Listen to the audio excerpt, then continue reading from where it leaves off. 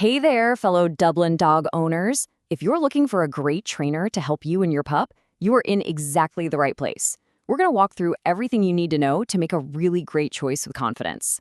So, here's what we're covering today. We'll start with why training is so helpful for life right here in Dublin. Then, we'll get into all the different training options and how to pick the right trainer for you. After that, we'll talk about budgeting and some local rules you gotta know. And we'll finish up with some awesome local spots to practice all those new skills. All right, first things first, let's talk about training specifically for our Dublin community. This is about so much more than just having a well-behaved dog at home. It's really about being a good neighbor and getting to enjoy all the amazing things our city has to offer with your dog right by your side. I mean, just picture it. Having a dog who can walk calmly past all the joggers and bikers on the Iron Horse Trail, or one who can just chill out while you browse the Dublin Farmers Market on a beautiful Saturday. That's the real world stuff we're aiming for. So, how do we make that happen?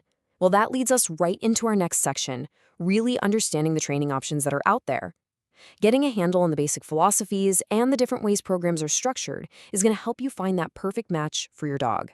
The absolute gold standard in modern dog training is something called positive reinforcement. This is the science-backed, humane approach you should always look for. It's all about using rewards, like a tasty treat or some praise, to encourage the behaviors you want. It's not about dominance or punishment. It's about building a trusting relationship that leads to real, lasting change.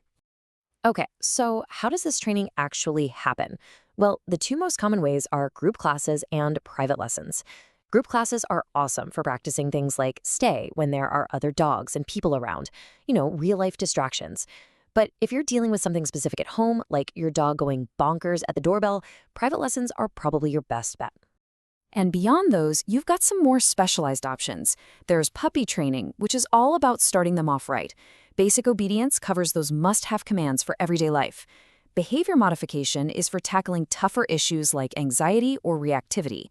And then you have things like day training or board and train, which are more intensive programs for busy families or very specific goals. All right, so you've got a sense of what's available, but how in the world do you pick the right trainer?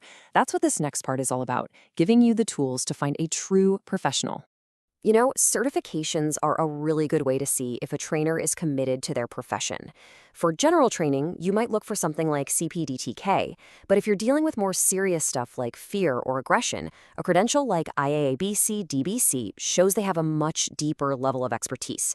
And hey, it's always a great sign when a trainer is continuing their education. When you're talking to a potential trainer, have this checklist handy. You definitely want to ask about their training philosophy, and you're listening for positive reinforcement. Ask about their credentials. Find out exactly how they plan to customize the training for your dog's needs and how you'll both track progress. And of course, get a clear picture of all the costs and find out what you'll need to do between sessions. Remember, you're the one making the hire. Let's switch gears and talk about the practical stuff. That means getting a handle on the potential costs and, of course, the local rules every dog owner in Dublin should be aware of. This table gives you a general idea of training costs here in the Dublin and Tri-Valley area. As you can see, a 6-week group class might be a couple $100s, while something like a 2-week board and train is a much bigger investment. The most important thing here is to ask any potential trainer what exactly is included in their price. Okay, this is a big one. Here in Dublin, there's a strict rule that your dog's leash can't be longer than 6 feet anytime you're off your own property. It's a safety measure for everybody, your dog, other people, and other animals. The only time this doesn't apply is when you're inside a designated fully fenced dog park. And since we're in Alameda County, there are a few other rules to keep in mind. Any dog over 4 months old has to be vaccinated for rabies and licensed with the county. Also, make sure that license tag is always on your dog's collar. And just be mindful that excessive barking can be considered a public nuisance, which, hey, is another great reason to work on training.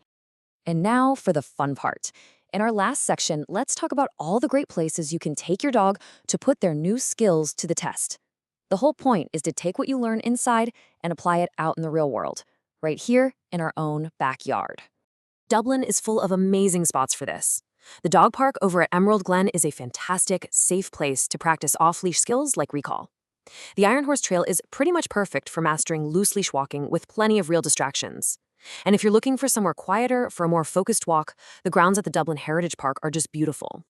Finding the right trainer really is the first step to building a better, happier life with your dog here in Dublin. We really hope this helps you on your training journey. Because when you have a well-trained dog, everything gets easier and more enjoyable, from having friends over to strolling around downtown to just making every day a little more peaceful for everyone.